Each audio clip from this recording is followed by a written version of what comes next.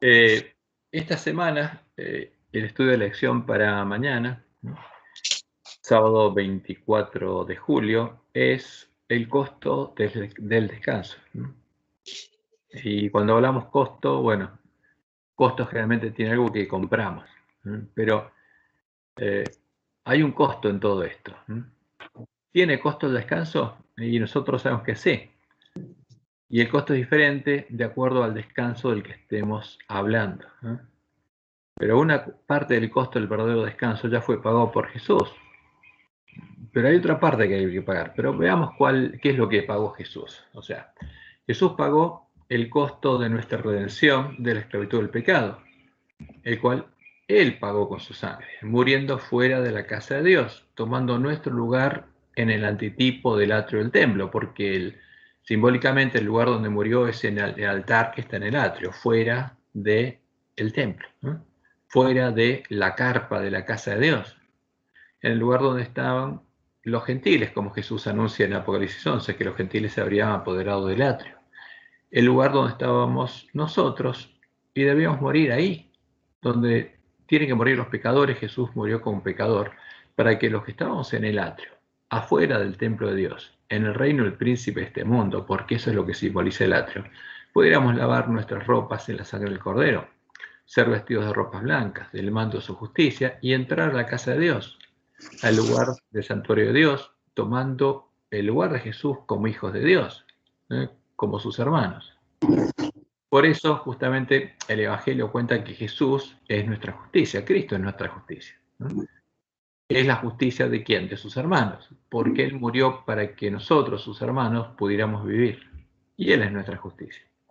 Entonces, Él pagó ese costo, el costo de nuestra redención de la esclavitud del pecado. Pero no solo eso, ¿eh? Pagó el costo de la paga de todos los pecados perdonados por Dios y trasladados al santuario, porque Dios había empezado a perdonar a sus hijos desde Adán y Eva, cuando los vistió de la piel del cordero, porque Él sacrificó 2 corderitos y confesó como padre de ellos sus pecados en ellos.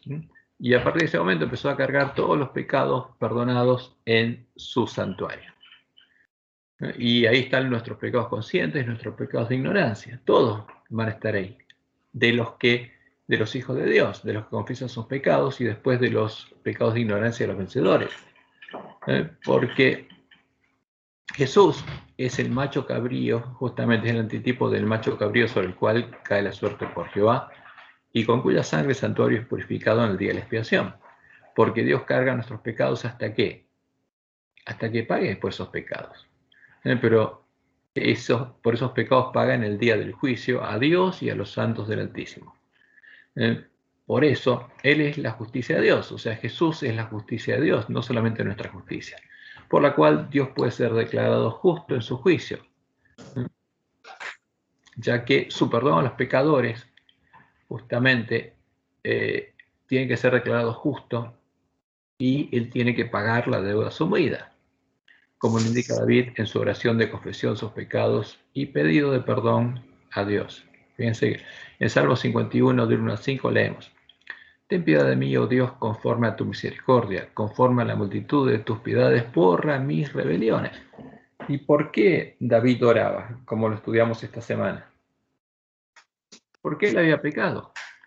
Había codiciado a la mujer de su prójimo, de su amigo, porque Urías era uno de los 40 valientes que había estado con él, y era parte de su ejército, y se había acostado con su mujer, la había embarazado, después había querido engañar a Urías para que se acueste con su mujer y crea que era hijo de él, y como Urías no se acostó con su mujer, mandó a matarlo.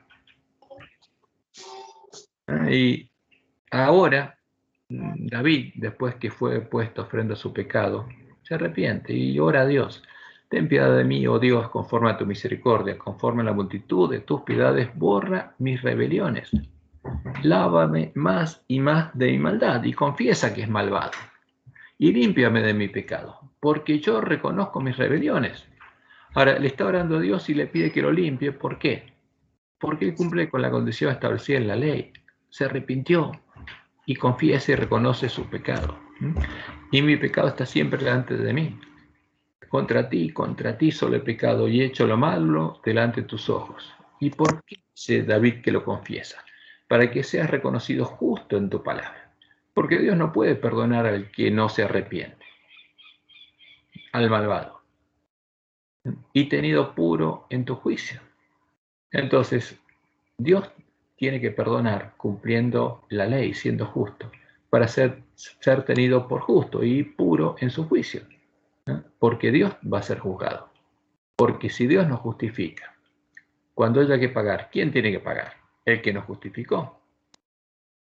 Ahora, ¿pero cómo paga? Con la sangre de su cordero, pero si no, no puede pagar.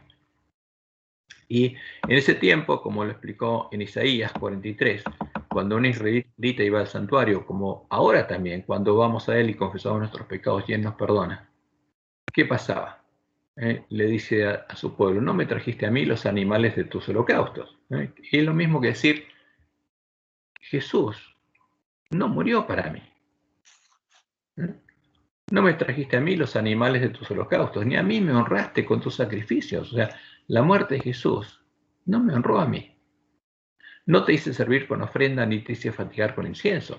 No compraste para mí caña aromática por dinero, ni me saciaste con la grosura de tus sacrificios. Sino, ¿qué pasó? Cuando viniste al santuario a pedir perdón, pusiste sobre mí la carga de tus pecados. O sea, yo te perdono y cargo tu pecado.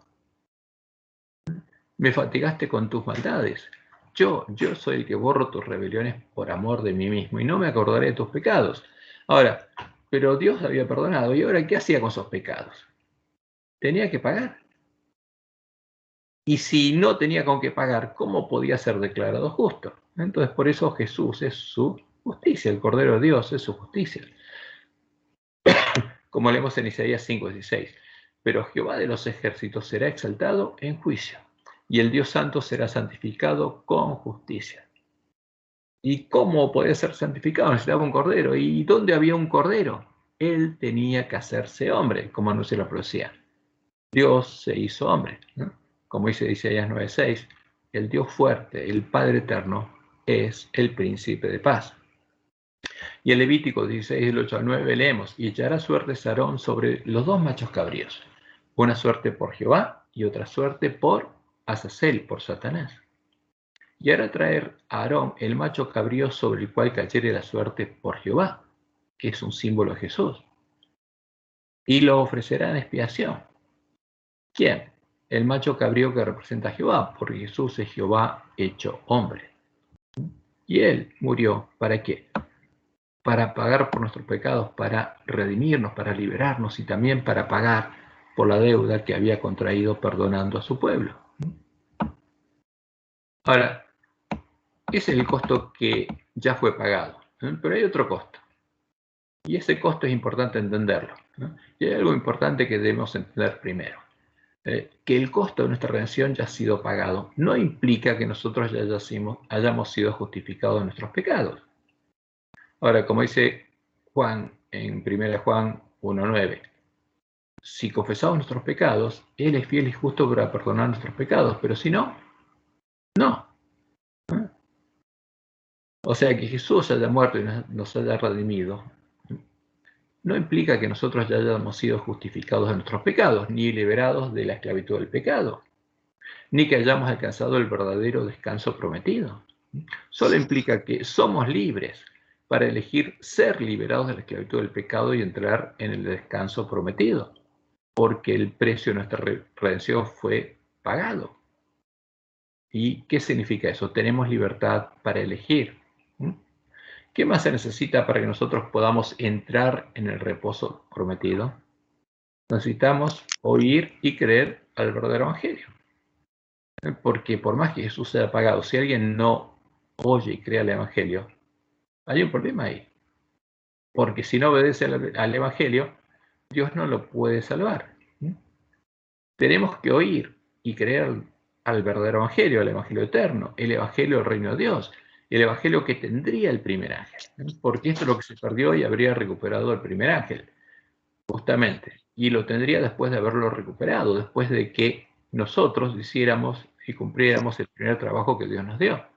Y habiendo creído al verdadero evangelio por fe, debemos decidir hacer varias cosas.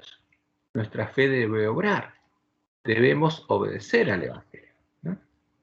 Y eso es lo necesario para entrar. Tenemos que obedecer. ¿Y qué significa obedecer? Debemos salir del lugar en el que estamos. Dejar de lado nuestros viejos caminos. Lavar nuestras ropas en la sangre del Santo, del verdadero Cordero de Dios. Y, vestidos del manto de su justicia, entrar en el reino de Dios, en el lugar de su santuario, para poder descansar de nuestras viejas obras y de nuestros viejos caminos, de nuestra esclavitud del pecado, mientras estábamos en el atrio, y tomados de la mano de Dios, empezar a recorrer el camino angosto que lleva a la vida, puestos los ojos en Jesús, el autor y consumador de la fe. ¿Cómo? Siguiendo las pisadas de Jesús, mientras Dios nos transforma a imagen de Jesús, porque ese es el verdadero evangelio. Ahora, pero entrar es decisión nuestra. Y para entrar tenemos que decidir dejar las otras cosas. Y ese es el costo que tenemos que pagar. Y el que lo decide somos nosotros. Como leemos en Romanos 8, 28 al 30. Y sabemos que a los que aman a Dios todas las cosas les ayudan a bien. Esto es, a los que conforme a su propósito son llamados. Porque la eclesia significa los llamados a salir fuera de donde, del mundo, para entrar al reino de Dios. Porque a los que antes conoció, también los predestinó para que fuesen hechos conforme a la imagen de su Hijo. Entonces, en el que entra en el reposo de Dios, y Dios viene a morar en él, ¿es para qué? Para transformarlo a imagen de Jesús, para que él sea el primogénito entre muchos hermanos, como dice la profecía, para que Jesús vea linaje. Y a los que predestinó, a estos también llamó. Y a los que llamó, a estos también justificó. Porque Dios nos perdona los pecados. Jesús intercede por nosotros. Y a los que justificó, estos también glorificó. Porque esa es la obra que Dios estaba haciendo en medio de la iglesia primitiva. Glorificándolos, para que su gloria, su carácter, sea visto sobre ellos. Y justamente este es el costo que nosotros, los llamados a salir fuera de este mundo, debemos decidir pagar. Debemos querer dejar de amar este mundo. Ahora, si en nuestro corazón está el amor a este mundo, no puede dejar de estar. Pero lo que nosotros debemos querer, que deje de estar. Debemos querer que haya otra cosa escrita. Y debemos pedírselo a Dios. Debemos querer dejar de amar a este mundo y a las cosas de este mundo. Debemos querer dejar de amar la maldad, el pecado y las cosas que nos esclavizan. Debemos querer dejarlas de lado y salir del mundo, ¿no? Como cuando Abraham salió de la tierra de los caldeos para ir a la tierra prometida y dejó todo.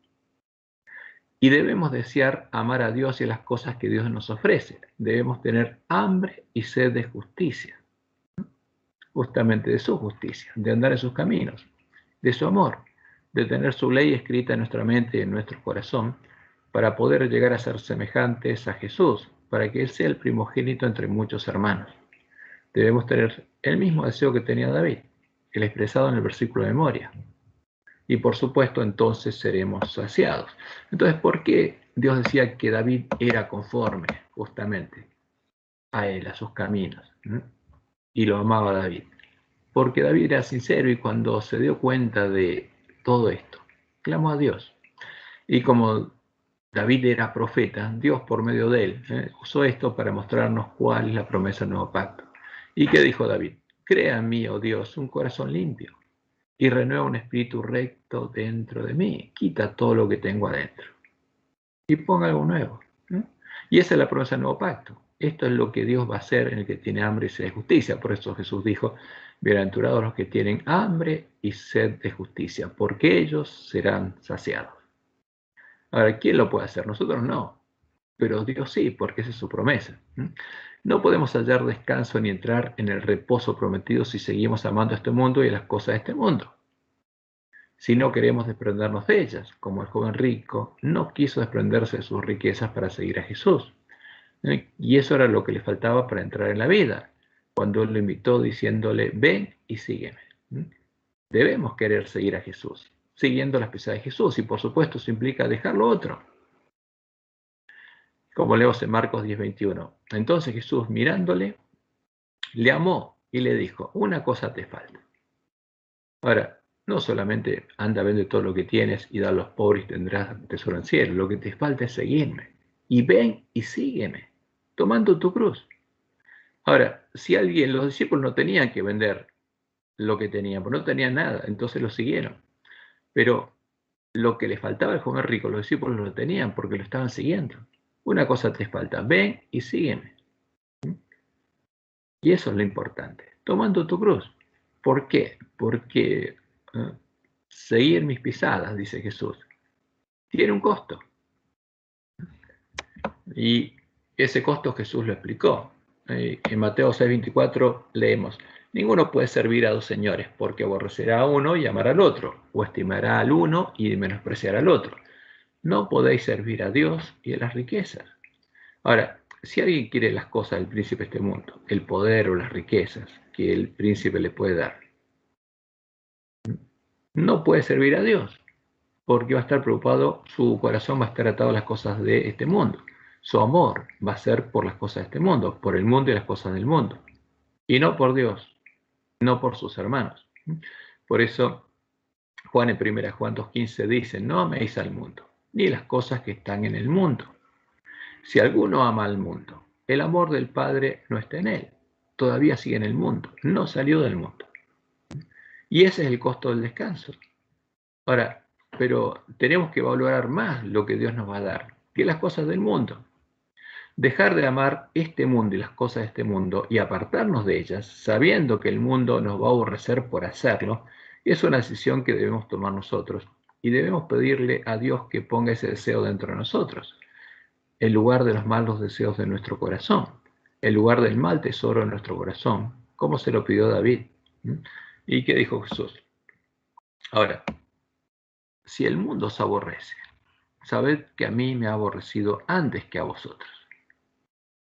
Si fuerais del mundo, el mundo amaría lo suyo, pero porque no sois del mundo, antes yo os elegí del mundo, por eso el mundo os aborrece. Acordaos de la palabra que yo os he dicho, el siervo no es mayor que su señor. Si a mí me han perseguido, también a vosotros os perseguirán. Ahora, ese es el costo que pagó la iglesia primitiva, porque fue perseguida por 1260 años. Y ese es el costo que va a volver a pagar la iglesia triunfante en el tiempo del fin y los siervos fieles a Dios en este tiempo. Entonces, el que esté dispuesto a pagar este costo y conozca el Evangelio del Reino de Dios, si estamos dispuestos, entraremos en su reposo, hallaremos el verdadero descanso. Fíjese, porque los que habían entrado en el reposo de Dios eran perseguidos. ¿Pero de qué habían reposado? Justamente de la maldad, de ser esclavos del pecado. Y ahora eran hijos de Dios. Ahora, ¿qué es lo que nos impide hallar el verdadero descanso? Porque uno se pregunta, ¿el ángel de la Odisea halló el descanso verdadero? ¿Entró en el reposo de Dios? Y la respuesta es clara, no. ¿Por qué? Es desventurado, miserable, pobre, ciego y está desnudo. Ahora, el que fue vestido del manto de la justicia de Cristo y entró al reposo de Dios, no está desnudo. ¿Qué pasa con el ángel de la Odisea? Está fuera del templo de Dios, fuera de la casa de Dios. ¿Dónde? En el atrio. Y fíjense que esto es importante porque estamos en medio de un conflicto y el que está peleando contra nosotros sabe lo que tiene que hacer. Satanás sabe que el tesoro que tenemos en nuestros corazones proviene de quién, de él, porque él lo creó.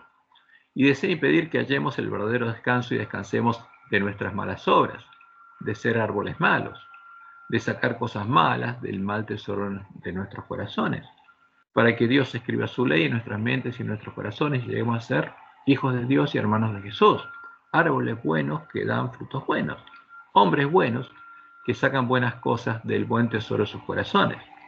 Satanás sabe que si no oímos, creemos y obedecemos a la verdad, si no oímos y tenemos fe en la verdad, Dios no puede cumplir en nosotros sus promesas. Ahora, fíjense, vamos a leer un poco a Pablo. Romanos 1, 16 al 17. Pablo empieza con estas palabras dirigiéndose a los romanos. Porque no me avergüenzo del Evangelio, porque es poder de Dios para salvación a todo aquel que cree. Ahora, pero para creer tengo que oír, y para oír tengo que oír la palabra de Dios. Porque el Evangelio Si yo no creo, no me puede salvar. Es poder de salvación para todo aquel que cree, al judío primeramente y también al griego, porque en el Evangelio la justicia de Dios se revela por fe y para fe. ¿Cuál es la justicia de Dios? El Cordero de Dios. Como está escrito, más el justo por la fe vivirá. Y en Romanos 2, 12 al 13, Pablo agrega, porque todos los que sin ley han pecado, sin ley también perecerán. Ahora, si alguien no conoce la ley de la gracia, por la que puede ser justificado y perdonado, no va a vivir. Y esto puede parecer duro, pero es así. Es voluntaria la salvación. Jesús pagó por todos nosotros. Por eso los miembros de la iglesia primitiva estaban preocupados por predicar el evangelio para salvar. Porque todos los que sin ley han pecado, sin conocer la ley de la gracia, el camino a la salvación, sin ley también perecerán. Y todos los que bajo la ley han pecado, por la ley serán juzgados. Porque no son los oidores de la ley los justos ante Dios. ¿De qué ley está hablando? Fíjense, sino los hacedores de la ley serán justificados. Ahora, si yo necesito ser justificado, ¿por qué? Porque violé la ley moral. Entonces, para llegar a ser justificado, ¿qué tengo que hacer? Guardar otra ley. ¿Cuál es? La ley de la gracia, lo que establece Dios para poder perdonarnos. Y Él tiene que cumplir también. No son los oidores de la ley de la gracia los justos ante Dios, sino los hacedores de la ley de la gracia serán justificados. ¿De qué? De sus pecados. Por eso es importante que se predique el Evangelio, ¿no? Porque todos sin conocer la ley y la gracia, está hablando Pablo del Evangelio, han pecado, sin justamente ley también perecerán. Y en Romanos 10, 12 al 17 dice, porque no hay diferencia entre judío y griego, pues el mismo que Señor de todos es rico para con todos los que lo invocan, porque, citando Joel 2:32, todo aquel que invocar el nombre de Jehová será salvo. ¿Qué tienen que hacer para ser salvos? Conocer al único Dios verdadero, el que los puede salvar, e invocarlo a Él. Jehová tiene que ser el Dios de ellos. Eso es lo que dice Pablo. ¿Cómo pues invocarán? ¿A quién? A Jehová, a aquel en el cual no han creído. ¿Y cómo creerán? En aquel que no han oído. ¿Y cómo irán sin haber que les predique? Entonces, ¿cómo pueden ser salvos? Tienen que invocar el nombre de Jehová, tienen que obedecer al Evangelio, pero para eso tienen que oír. Y tiene que haber quien les predique. ¿Y cómo predicarán si no fueren enviados? Si no fueren enviados a ejercer el ministerio de la reconciliación, como está escrito. Cuán hermosos son los pies de los que anuncian la paz, de los que anuncian buenas nuevas. Mas no todos obedecieron al Evangelio. ¿Por qué? Porque el que obedece al Evangelio y cree y es salvo es enviado a predicar. Ahora, pero no todos obedecen, porque alguien puede oír, pero no obedecer, y puede creer y temblar como los demonios creen y tiemblan, pero no obedecer al Evangelio. El que obedece es el que tiene fe. Pues Isaías dice, Señor, ¿quién ha creído nuestro anuncio? Y termina diciendo Pablo, así que la fe es por el oír, y el oír por la palabra de Dios. Ahora, pero si alguien no oye, ¿puede tener fe? No. ¿Y puede vivir? No, porque justo por la fe vivirá. Dios tiene que ser justo. Y por eso es importante que nosotros entendamos el verdadero evangelio, podamos entrar justamente al descanso que Dios nos promete y ser salvos. Porque el ángel de Odisea no lo encontró. Por eso Satanás, el gran dragón escarlata y su mujer, la gran Babilonia, se esforzaron en extirpar de la tierra al pueblo que conocía a su Dios, declarándolos herejes, y tenía la fe y el testimonio de Jesús, a los hermanos de Jesús, para callar sus testimonios y echar por tierra el lugar santuario de Dios y la verdad. Como leemos en Apocalipsis 12, el 10 al 14. Entonces oí una gran voz en el cielo que decía, ahora ha venido la salvación, el poder y el reino de nuestro Dios y la autoridad de Jesucristo. ¿Cuándo ocurrió eso? En Pentecostés del año 31, cuando Dios estableció su reino entre los hombres. ¿Por qué? Porque Jesús nos había redimido, por 40 días sembró a semilla el reino en el corazón de sus discípulos, y cuando ellos entendieron y estuvieron dispuestos a entrar, entraron en Pentecostés, cuando empezó el ministerio de Cristo. Y ahora ha venido la salvación, el poder y el reino de nuestro Dios y la autoridad de Jesucristo, porque ha sido lanzado fuera el acusador de nuestros hermanos, el que los acusaba delante de nuestro Dios día y noche, y ellos le han vencido. ¿Quiénes? Los que estuvieron dispuestos a pagar el costo de entrar al descanso de Dios. Y ellos la han vencido por medio de la sangre del Cordero y de la palabra del testimonio de ellos, y menospreciaron sus vidas hasta la muerte, siguiendo las pisadas de Jesús. Y cuando vio el dragón que había sido arrojado a la tierra, persiguió a la mujer, que había dado a luz al hijo varón, y se le dieron a la mujer las dos alas de la gran águila, para que volase delante de la serpiente al desierto, a su lugar, donde es sustentada por un tiempo, y tiempos y la mitad de un tiempo. ¿A partir de cuándo? A partir de Pentecostés del año 31. ¿No? Y Roma empezó a perseguir a ese pueblo. Y lo persiguió durante su tiempo de pagana y después disfrazada de cristiana. ¿Y qué pasó? Justamente no solamente el dragón persiguió, sino la mujer del dragón con él, como leemos en Apocalipsis 17, del 4 al 6. Y me llevó en espíritu al desierto, dice Juan, y vi donde en el desierto, donde estaba la verdadera iglesia, a una mujer sentada sobre una bestia escarlata, sobre el gran dragón escarlata, llena de nombres y blasfemias, que tenía 7 cabezas y 10 cuernos. Y la mujer estaba vestida de púrpura y escarlata, y adornada de oro, de piedras preciosas y de perlas. Y tenía en la mano un cáliz de oro lleno de abominaciones y de la inmundicia de su fornicación, de la que le daría a ver a todas las naciones, porque esa es la inmundicia de su fornicación con el dragón. Y en su frente un nombre escrito, un misterio, Babilonia la Grande, la madre de las rameras y de las abominaciones de la tierra. Y Juan vio el resultado de lo que pasó cuando el dragón y su mujer fueron detrás de la verdadera iglesia al desierto. Vi a la mujer ebria de la sangre de los santos y de la sangre de los mártires de Jesús. Y cuando la vi, dice, quedé asombrado con gran asombro. Y se asombró porque esto aún no había pasado y tenía que pasar. Y en Daniel, Dios lo había anunciado, y lo leemos en Daniel 8, 10 al 12. Y se engrandeció hasta el ejército del cielo, y parte del ejército de las estrellas echó por tierra y las pisoteó. ¿Cuál es el ejército del cielo? El pueblo de Dios. El ejército del reino de los cielos, los testigos de Dios, los mensajeros de Dios. Y parte de esa iglesia, las estrellas echó por tierra y las pisoteó. Aún se engrandeció contra el príncipe de los ejércitos, contra el primogénito entre muchos hermanos, contra Jesús. Y por él fue quitado el continuo. ¿Y cuándo fue quitado el continuo? En el tiempo de la apostasía. Y el lugar de su santuario fue echado por tierra, al final de la persecución de 1260 años.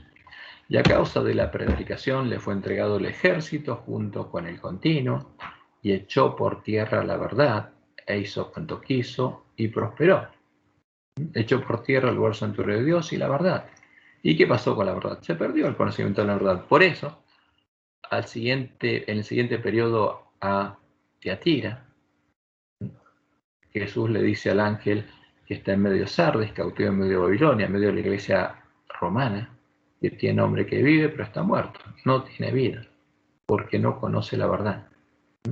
Este hecho nos muestra cuál es el centro del conflicto que se desarrolla en medio del pueblo adventista, porque en este tiempo hay un conflicto y está enfocado, como Dios anunció, en la iglesia remanente. El centro del conflicto ahora es la iglesia adventista, no el mundo.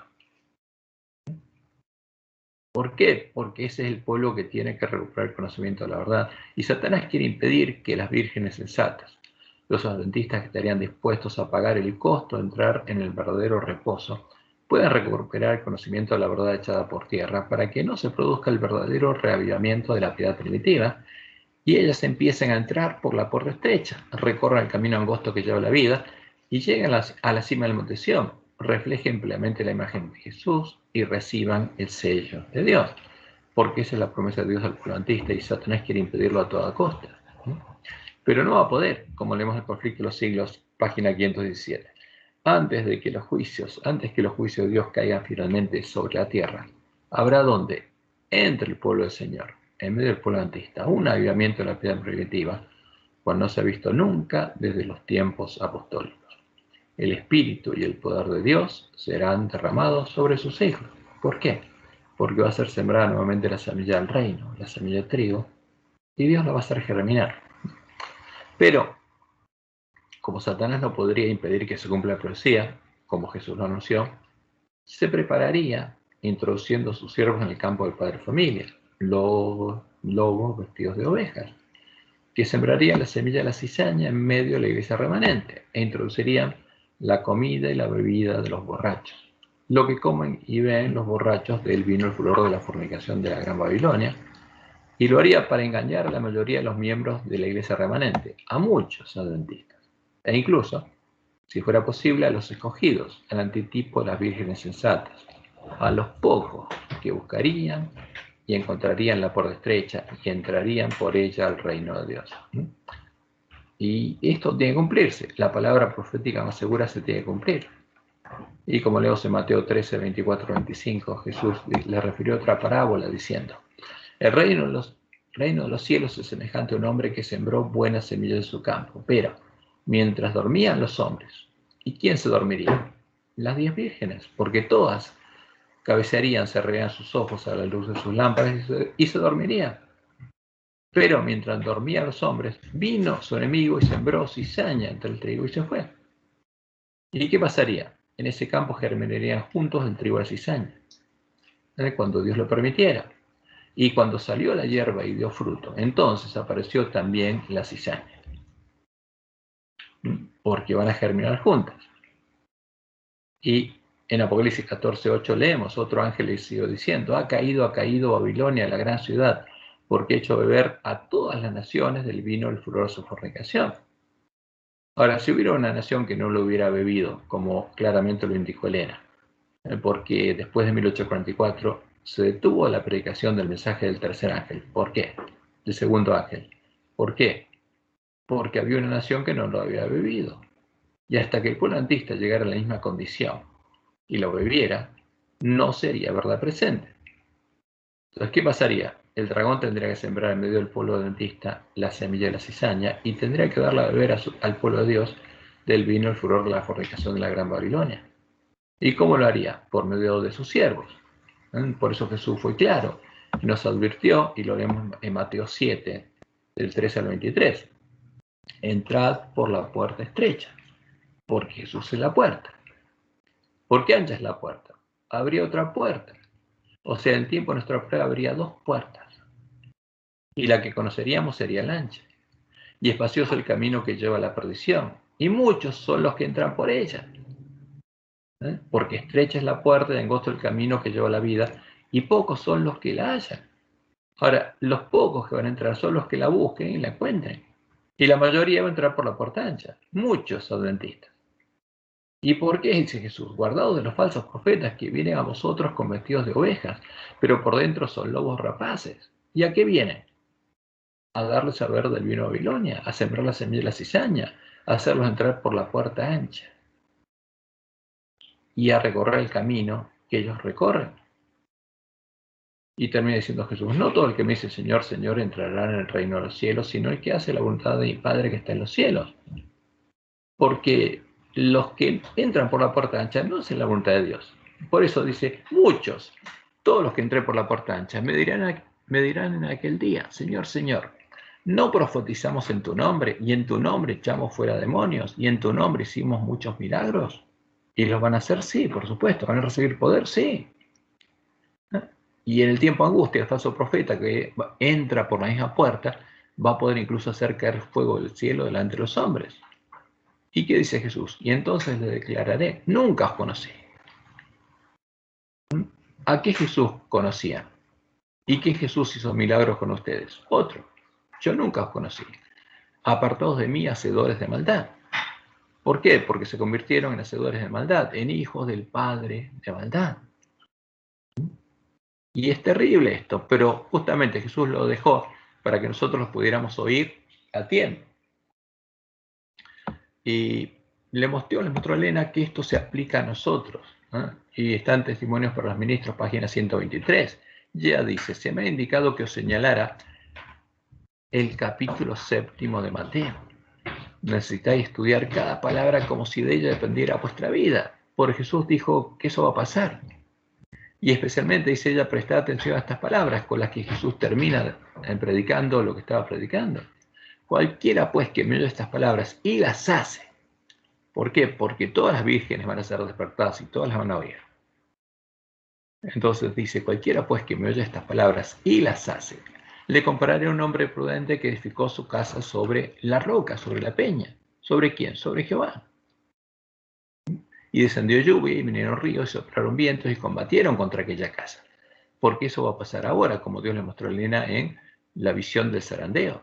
Porque en medio nuestro habría espíritus de demonios que estarían tratando de arrastrarnos, de hacernos parte de su habitación. Y que vienen como lluvia, como ríos y como vientos.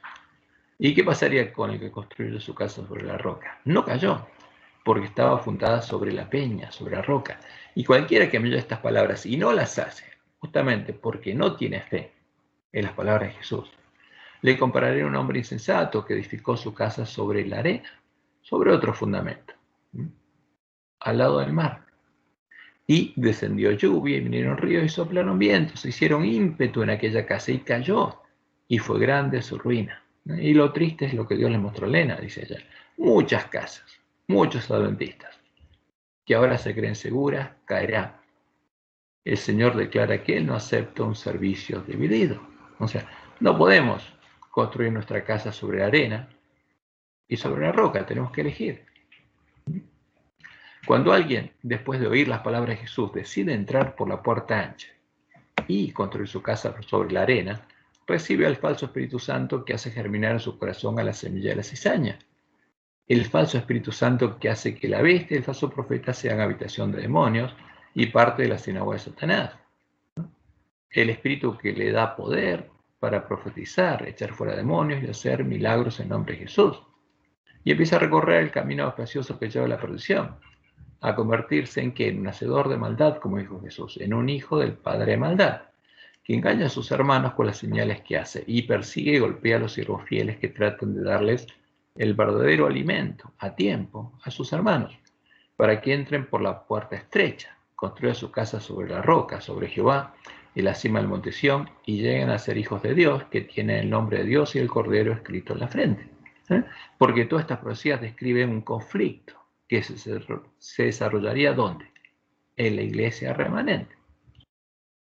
Por eso Jesús dice, ¿quién es pues el siervo fiel y prudente al cual puso su Señor sobre su casa para que les dé el alimento a tiempo? ¿Qué alimento?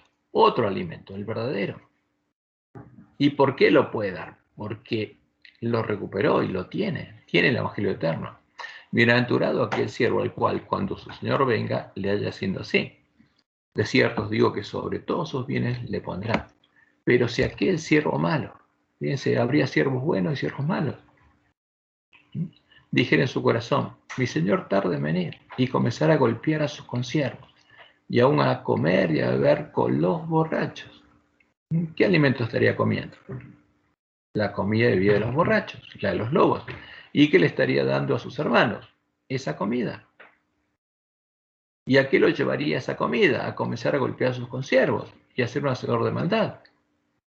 Vendrá el Señor de aquel siervo en día que éste no espera y a la hora que no sabe y lo castigará duramente y pondrá su parte con los hipócritas. Allí será el lloro y el crujir de dientes. ¿Y se va a cumplir? Claro que sí, es la palabra profética más segura. ¿Y va a haber siervos fieles? Sí, como dice Apocalipsis 14:1. Después miré, y aquí el Cordero estaba en pie sobre el monte de Sión, y con él 144.000. ¿Qué había pasado con ellos? Habían recorrido el camino angosto, habían llegado a la cima del monte de Sión, y tenía el nombre de Jesús y el de su Padre escrito en la frente. ¿Y es esto verdad? ¿Se cumplirán estas profecías en medio de la iglesia remanente? ¿En medio del polentista, como Dios les mostró en el Juan? Si fuera así, entonces, si se estuvieran cumpliendo, debería ser fácil de comprobarlo analizando el alimento que los adventistas, las vírgenes que salieron a recibir al esposo y se durmieron, estamos comiendo. El alimento que fue introducido en medio de nuestra iglesia, en medio nuestro, mientras dormíamos. Si realmente estamos comiendo y bebiendo la comida y la bebida de los borrachos, del vino de Babilonia, de sus doctrinas, entonces, como ellos, nos debería estar mareando e impidiendo que podamos diferenciar claramente entre la verdad y el error. Justamente, el vino de Babilonia nos tendría mareados. Tristemente, el claro cumplimiento de esta profecía podemos verlo claramente en la lección de esta semana. Y bueno, primero tratamos de ver lo que es el verdadero descanso. Y después, como aparece muy claro en nuestra lección, tenemos que verlo. En nuestra lección se identifica a Agustín de Hipona como un padre de la iglesia. ¿Pero es un padre de la iglesia? Fíjense lo que se indica en nuestra lección. En la lección del día sábado, 17 de julio. Y termina diciendo este párrafo: Agustín de Hipona, siglo IV y V después de Cristo, uno de los llamados padres de la iglesia, lo expresó de manera sucinta en sus famosas Confesiones, libro 1, y pone lo que decía Agustín de Hipona. Ahora, ¿quién es Agustín de Hipona? ¿De Hipona es un padre de la iglesia? ¿Lo que creía Agustín es lo que tenemos que creer nosotros? ¿Quién es? Y es uno de los sabios de Jezabel, que trabajó en la consolidación de sus doctrinas, entre comillas, cristianas, de su vino. Aquello declaró santo. Por eso San Agustín, junto a San Jerónimo, el creador de la Biblia católica, por orden del Papa Dámaso, es uno de los padres de la Iglesia Universal o Católica del Imperio Romano, el nuevo nombre de la religión oficial de la bestia romana, el nuevo nombre de Jezabel. ¿Y a quién llama la iglesia en nuestro folleto de la lección al decir esto? No está llamando la iglesia a la verdadera iglesia de Cristo, a la iglesia del desierto, a la mujer vestida de sol, sino a la mujer ramera a la que Jesús llamó Jezabel, la ramera romana, la religión pagana del Imperio Romano, a la que Constantino y los apóstatas que se unieron a él llamaron la Iglesia Universal o Católica del Imperio Romano, a la religión ecuménica que unía al paganismo, a la mujer Jezabel, con los apóstatas de la iglesia primitiva que hicieron la obra de Balaam. A eso estamos llamando iglesia. Y bueno, es un hecho muy claro. Ahora, ¿qué dijo Jesús de ese tiempo? Apocalipsis 2:14, luego pasaría el tiempo de la apostasía, cuando Constantino sedujera a los violadores del pacto. Pero tengo unas pocas cosas contra ti, que tienes ahí a los que retienen la doctrina de Balaam, que enseñaba a Balac, el rey enemigo, a poner tropiezo ante los hijos de Israel, a comer de cosas sacrificadas a los ídolos y a cometer fornicación. ¿Y quiénes hicieron esta obra? Los apóstatas de la iglesia primitiva que se unieron a Constantino y fundaron la Iglesia Universal o Católica del Imperio Romano. Ahora, ¿qué pasó cuando esa doctrina estaba creada? Lo que Jesús anunció que pasaría en tiempo de Tiatira. Pero tengo unas pocas cosas contra ti, que toleras que esa mujer Jezabel ahora se dice profetiza, pues la religión pagana Imperio Romano, disfrazada de cristiana, enseña a sus dos camisiervos a fornicar. ¿A qué? A adorar al dragón y a comer cosas sacrificadas a los ídolos. ¿Y qué más dice Jesús? Pero a vosotros y a los demás que están en Tiatira, ¿cuántos no tienen esa doctrina? ¿Y qué hace esa doctrina el que la tiene? Lo lleva a conocer lo que ellos llaman las profundidades de Satanás. Yo os digo, no os impondré otra carga. Ahora, ¿qué pasa con el que conoce las profundidades de Satanás? Porque tiene esa doctrina. Es muy delicado esto. ¿Y qué le mostró Dios a Helena? Está en el conflicto de los siglos, páginas 53 y 54. La conversión nominal de Constantino a principios del siglo IV causó gran regocijo y el mundo, disfrazado con capa de rectitud, se introdujo en la iglesia. Desde entonces la obra de corrupción progresó rápidamente. El paganismo, o sea, Jezabel, que parecía haber sido vencido, vino a ser el vencedor. Su espíritu dominó a la iglesia. Y Jezabel, que es habitación de demonios. Y estos apóstatas se hicieron habitación de demonios. Sus doctrinas, ceremonias y supersticiones se incorporaron a la fe y al culto de los que profesaban ser discípulos de Cristo. Esta avenencia entre el paganismo y el cristianismo, entre lo inmundo y los apóstatas, dio por resultado el desarrollo del hombre de pecado, predicho en la profecía como oponiéndose a Dios y ensalzándose a sí mismo sobre Dios. Ese gigantesco sistema de falsa religión es obra maestra del poder de Satanás. O sea, ¿quién creó esta iglesia? Satanás. Un monumento de sus esfuerzos para sentarse él en el trono y reinar sobre la tierra según su voluntad. ¿Y qué dice ella? Que Dios le mostró, primeros escritos, página 213. La gente quedó del todo engañada. Se le enseñó que el Papa y los sacerdotes eran los representantes de Cristo, cuando en verdad lo eran de Satanás. ¿A quién representa el Papa? A Satanás, al dragón que le dio su trono, su poder y su autoridad. Y a Satanás adoraban cuantos ante ellos se postraban. ¿A quién adora el Papa? A Satanás. ¿Y a quién hace adorar? Está claro, ¿no? ¿Y qué pasa? Los apóstatas empezaron a adorar a los ídolos. ¿Por qué? Como dice Pablo en 1 Corintios 10, 19 al 21, al comer de cosas sacrificadas a los ídolos. Están comiendo los sacrificados a los demonios y no a Dios. ¿Qué digo pues? ¿Que el ídolo es algo o que sea algo lo que sacrifica a los ídolos? Antes digo que lo que los gentiles sacrifican, a los demonios los sacrifican y no a Dios. Y no quiero que vosotros os hagáis partícipes con los demonios. No podéis beber la copa del Señor y la copa de los demonios. No podéis participar de la mesa del Señor y de la mesa de los demonios. Ahora, el alimento de la mesa de los borrachos estaría en medio de nuestra iglesia, del que comen los lobos. No es el de la mesa de Dios. Y no podemos comer las dos cosas. Y tenemos que diferenciar claramente el verdadero alimento de el alimento y la bebida que viene de la mesa de los borrachos. ¿A quién adoraba Agustín de Hipona? Esa es la pregunta. ¿Qué doctrina tenía? ¿Qué fruto se vio en él? Agustín de Hipona defendía la doctrina de Jezabel, porque es uno de los teólogos más prominentes de la Iglesia Católica. Comía y bebía la comida de la vida de los borrachos, cosas sacrificadas a los ídolos, y adoraba a Satanás. Y eso está claro. Elevaba la bandera negra a los paganos, la bandera de Satanás, la bandera que, después de llegar a conocer las profundidades de Satanás y transformarse en sus hijos en el año 380 después de Cristo, como podemos ver en el Edicto de Tesalónica, elevaron los apóstatas de la iglesia primitiva cuando se unieron a la bestia romana para empezar a perseguir a sus antiguos hermanos. El pueblo conocía a su Dios y no adoraba a la nueva imagen, el nuevo ídolo cristiano definido en la doctrina de Jezabel, al que obligaba a adorar la bestia romana. Ahora, ¿qué decía la profecía? Daniel 11, 30 al 33. Porque vendrán contra él, contra el rey en el norte, naves de Quitim, o sea, del exterior de su reino. Y él se constritará. ¿Y qué pasa? ¿Por qué no nos protegen los dioses? Eso es lo que justamente Diocleciano y Galerio pensaron. ¿Y qué hicieron? Fueron a consultar a su Dios, a Satanás, a Apolo, a Apolión. ¿Y qué les dijo Apolo? Que no podía protegerlos mientras hubiera cristianos en el imperio. ¿Y qué empezaron a hacer? A matarlos. Eso ocurrió en el año 303, cuando Diocleciano dictaminó el exterminio de los cristianos en el imperio, para que su Dios protegiera nuevamente al imperio. Y volverá, después de esa persecución, justamente volverá y se enojará contra el pacto santo. Y eso pasó, y por 10 años persiguieron al pueblo de Dios. Y hará según su voluntad.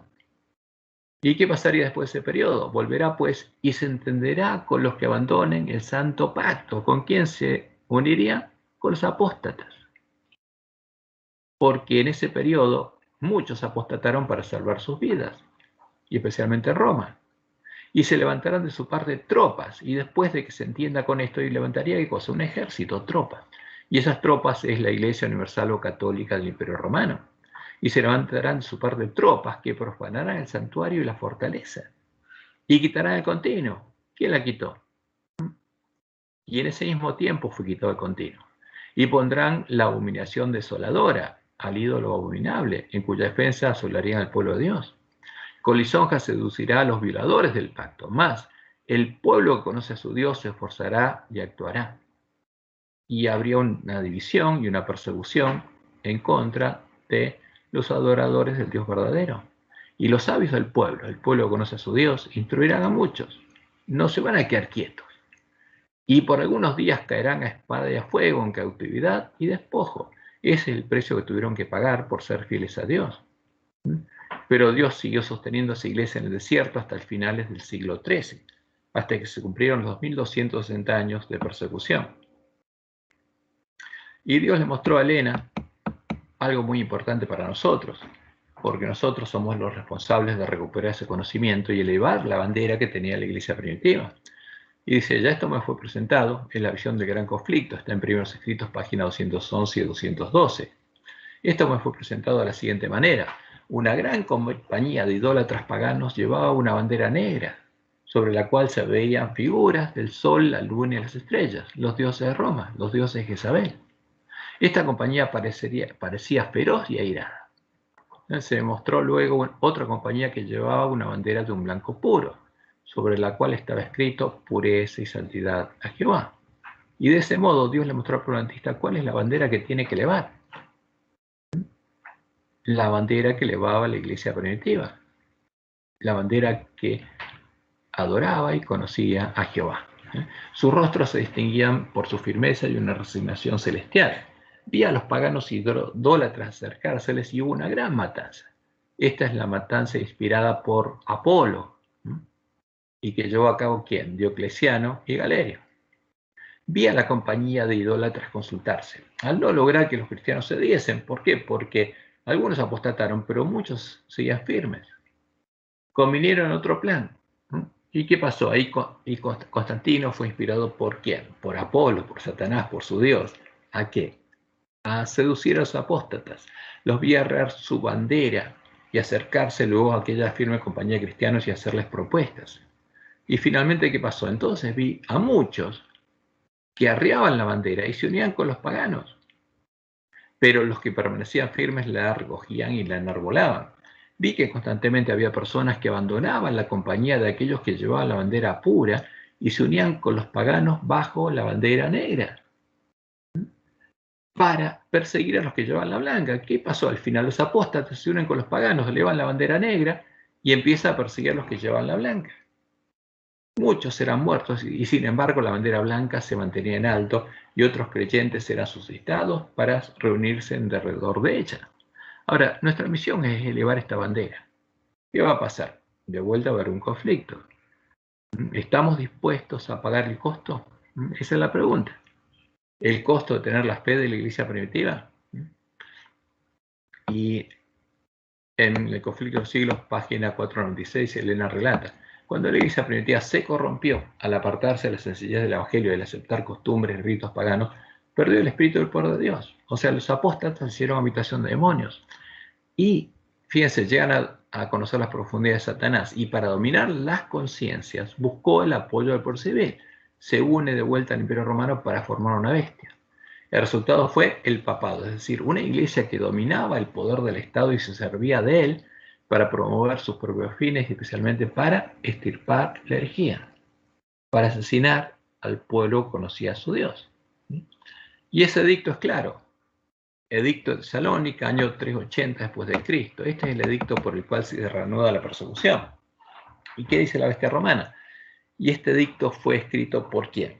Por Jerónimo de Estridón, el que creó la Biblia católica, el secretario del Papa Dámaso. ¿Y qué dice? Queremos que todos los pueblos que son gobernados por la administración de nuestra clemencia profesen la religión. Se acaba la libertad religiosa. Ahora el imperio impone una religión. ¿Cuál? La que profesa el pontífice de Dámaso. Porque ahora el obispo de Roma era sumo pontífice romano, sumo pontífice de Isabel y el obispo de Alejandría. Y la define. Esto es, creemos en, dice, la bestia romana cree en la divinidad única del Padre, del Hijo y del Espíritu Santo bajo el concepto de igual majestad y de la piadosa Trinidad. ¿Cuál es el Dios oficial de la bestia? ¿A qué imagen adora la bestia? A la Trinidad. Ordenamos que tengan nombre de cristianos católicos quienes sigan esta norma. El que cree en la Trinidad y la adora es, por definición, cristiano católico. La bestia le pone una marca, un nombre, el nombre cristiano católico. Mientras que los demás los juzgamos dementes y locos. Y por supuesto, un demente y loco pierde sus derechos civiles. Y como dice Apocalipsis 13, que va a ser la bestia sube a la tierra, no puede comprar ni vender. Sobre los que empezará la infamia de la herejía. Y son declarados herejes. ¿Qué quería extirpar la Iglesia de Roma? La herejía.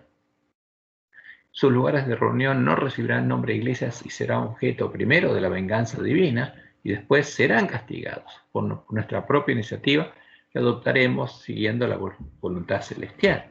Y esta es la herramienta que usó la iglesia caída y los apóstatas, entre ellos San Agustín, para perseguir y asesinar a sus hermanos. Ahora, como Dios le mostró a Elena, en la visión del gran conflicto, Satanás se regocijaba por la caída de tantos y entonces incitó a la iglesia caída a obligar a quienes querían conservar la pureza de su religión, a los que elevaban la bandera un blanco puro, a que accediesen a sus ceremonias y al culto de las imágenes. ¿En qué imágenes? Las de la bandera negra de los paganos, o recibiesen la muerte. Los fuegos de la persecución se encendieron nuevamente contra la verdadera iglesia de Cristo y millones fueron muertos sin misericordia. ¿Por qué? Porque el que llega a conocer las profundidades de Satanás ya no tiene ningún tipo de misericordia, ni remordimiento, y se convierte en un asesino, en un hijo de Satanás. En este edicto podemos identificar unívocamente a quién, a la doctrina de Jezabel. ¿Cuál es? La bandera negra de los paganos, la bandera de Satanás. ¿Y qué es? ¿Cuál es esa bandera? La doctrina de la Trinidad. La bandera con las imágenes del dios de las fortalezas, el dios de la bestia romana, el dragón, que fue elevada para continuar persiguiendo al pueblo que conocía a su Dios, a Jehová, hasta lograr echar por tierra el lugar santuario de Dios y la verdad. Y esta, la doctrina de la Trinidad, es la semilla de la cizaña que ya había germinado y dado fruto en el corazón de los apóstatas y que llegó a dar fruto en el corazón de San Agustín.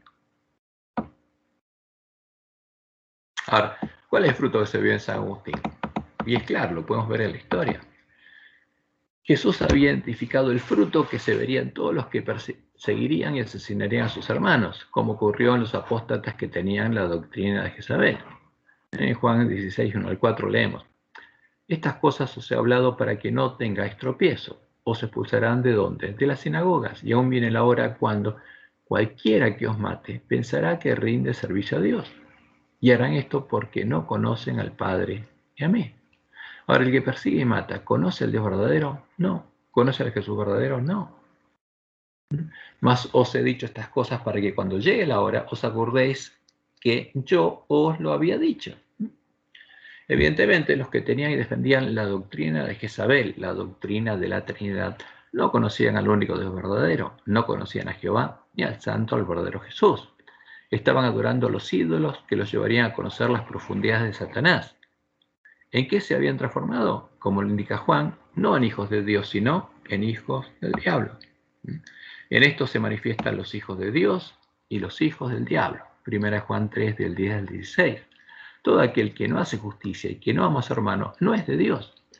Porque este es el mensaje que habéis oído desde el principio, que nos amemos unos a otros, no como Caín, que era, ¿qué cosa? Hijo del maligno y mató a su hermano.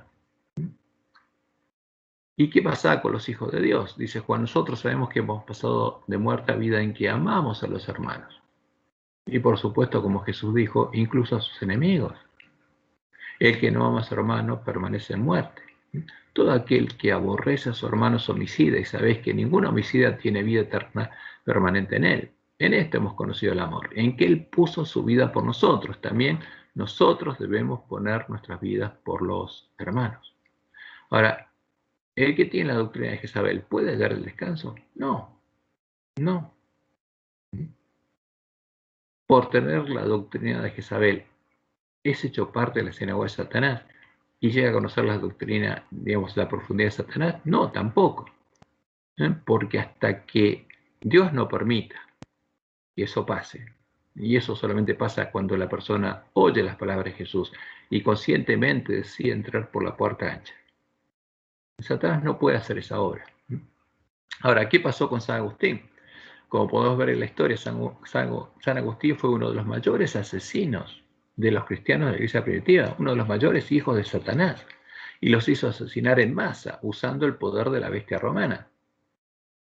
Entonces, vamos a ver lo que relata Roma. Porque cuando los apóstoles asesinan a Constantino, como Jesús había anunciado, les manda una amonestación a Constantino y los apóstatas por medio de otros cristianos, los cristianos del norte de África. Y esto es lo que relata Roma, bajo el título Donatismo. El donatismo fue un movimiento religioso cristiano iniciado en el siglo IV en Numidia, la actual Argelia, que nació como una reacción ante el relajamiento de las costumbres de los fieles. Iniciado por Donato, obispo de Cartago, en el norte de África, aseguraba que solo aquellos sacerdotes cuya vida fuese intachable podían administrar los sacramentos. Ahora, ¿qué pasó? Como los apóstatas se habían unido a Constantino y los cristianos que no habían apostatado en Roma tenían miedo y no hablaban, Dios usó a estos hermanos del norte de África para amonestar a los apóstatas de Constantino. ¿Y qué sostenían ellos? Vamos a ver lo que dice la palabra de Dios. Pero Roma lo llama los sacramentos. entre ellos el de la conversión del pan y el vino en el cuerpo y la sangre de Cristo, la Eucaristía, y por supuesto eso no existía en ese tiempo, y que los pecadores no podían ser miembros de la iglesia. Este movimiento se denominó inicialmente Iglesia de los Mártires. ¿Por qué? Porque eran los que sí eran perseguidos por Roma y asesinados en ese tiempo, eran los verdaderos miembros de la Iglesia de Cristo. Y tomó su nombre por Donato, al que eligieron obispo sus propios correligionarios en el año 312. ¿Qué pasó? En medio de la persecución, mataron al obispo de la iglesia de Cartago. Y los hermanos siguieron fieles a Dios y eligieron un obispo en medio de la persecución. Y ser elegido obispo de la iglesia cristiana en medio de la persecución era una señal justamente para el Imperio Romano de muerte. Había que asesinarlo. Así, Donato afirmaba que todos los ministros sospechosos de traición a la fe durante las persecuciones del emperador romano Diocleciano, en las que se obligaba a los cristianos a abjurar de su religión o a elegir el martirio, eran indignos de impartir los sacramentos. Ahora, ¿qué aseguraba Donato? Lo que dice la palabra de Dios, porque peleaba con la palabra de Dios, lo que Dios dice, que el que está contaminado con cosas sacrificadas a los ídolos, porque los apóstatas habían salvado la vida adorando a los ídolos, no puede entrar al reino de Dios y tampoco puede ser obispo en la iglesia cristiana. Pero ¿qué pasó? Los apóstatas rechazaron, por supuesto, esto. El donatismo fue rechazado por la iglesia católica, por la iglesia que se había formado en la casa de Constantino, reafirmando la doctrina de la objetividad de los sacramentos, es decir, la idea de que una vez transmitida la potestad sacerdotal a un hombre mediante el sacramento del orden sagrado, los sacramentos que éste administre son plenamente válidos por intercesión divina, independientemente de la entereza moral del clérigo. Ahora, ¿cuál era el problema? Al que había elegido como obispo de la nueva iglesia que se había formado en la casa de Constantino, todos lo conocían porque había apostatado. Era un apóstata. Entonces, ¿qué decían los cristianos? Que no era un verdadero representante de la iglesia de Cristo. Y por supuesto, él no podía acordar con Constantino nada. ¿Cuál era el objetivo de los apóstatas? Que lo que habían acordado con Constantino se mantuviera. ¿Y qué pasó? Crearon esta doctrina y le dijeron a Constantino que todo lo que había acordado con él era válido independientemente del valor moral del que habían elegido como obispo. ¿Y qué hizo Constantino? Hizo que muriera de muerte natural, entre comillas, en el concilio, este obispo, y nombraron a otro, el que llegaría a ser el primer papa, a Silvestre I, y siguió adelante con su obra. Ahora, ¿qué pasó con estos cristianos? Justamente, no pudieron asesinarlos hace tiempo, pero después, guiados por San Agustín, que los odiaba, porque seguían dando testimonio, el emperador Honorio los eliminó en el año 412. Empezó a perseguir a asesinarlos y hubo una gran matanza. Pero no logró exterminarlos a todos hasta que fue creado el Islam en los siglos VII y VIII. Entonces, como dice Roma misma, esta doctrina fue condenada sin éxito en el concilio de Arles del año 314 y fue enérgicamente, luego enérgicamente por San Agustín de Hipona, que pidió las máximas penas para los donatistas, calificándolos de apóstatas. ¿Qué pidió? Que fueran asesinados, y quiso Honorio, los asesinó. Ahora, ¿este es un hijo de Dios? No, es un hijo del diablo. ¿Este es un padre de la iglesia? Es un padre de Roma, es un hijo de Satanás. Y eso es lo triste, ver que en nuestra iglesia se tome esto y se ponga, a los hermanos se le diga que es un padre de la iglesia. Y no solo eso, que en nuestra facultad de teología, los estudios, nuestros pastores se basen en estudiar a San Agustín, y a los que Roma llama los padres de la iglesia. Ahora, ¿qué habían hecho los cristianos del norte de África? Mostrarle a Constantino los requisitos que Dios había establecido para que un miembro de iglesia pudiera llegar a ser un anciano u obispo de una iglesia cristiana. Le había mostrado lo que está registrado en la palabra de Dios y habían peleado contra los apóstatas que estaban haciendo la obra de Balaam con la espada que sale de la boca de Jesús, como Jesús lo había anunciado. Y en Apocalipsis 2, del 12 al 16, donde está el mensaje a Pérgamo, Jesús dice: Y escribe el ángel de la iglesia en Pérgamo: el que tiene la espada aguda de 2 filos dice esto: yo conozco tus obras y dónde moras, dónde está el trono de Satanás. Porque esa iglesia literalmente se reunió, ¿dónde? En la casa de Constantino, y donde estaba el trono de Satanás, el trono del sumo pontífice romano, que era el sumo pontífice Jezabel. Pero retienes mi nombre y no has negado mi fe, porque había algunos que se empezaron a reunir con ellos y que eran fieles y no habían negado la fe verdadera, ni aun en los días que Antipas, mi testigo fiel, fue muerto entre vosotros, donde mora Satanás, en Roma. Claramente habla de Roma, pero tengo unas pocas cosas contra ti, que tienes ahí a los que retienen la doctrina de Balaam, que enseñaba a Balac a poner tropiezo ante los hijos de Israel, a comer de cosas sacrificadas a los ídolos y a cometer fornicación. Y no estás hablando. Y Jesús le dice: por tanto, arrepiéntete, pues si no, vendré pronto a ti y pelearé contra ellos. Yo voy a pelear contra ellos, contra estos apóstatas, con la espada de mi boca. ¿Y cómo peleó Jesús?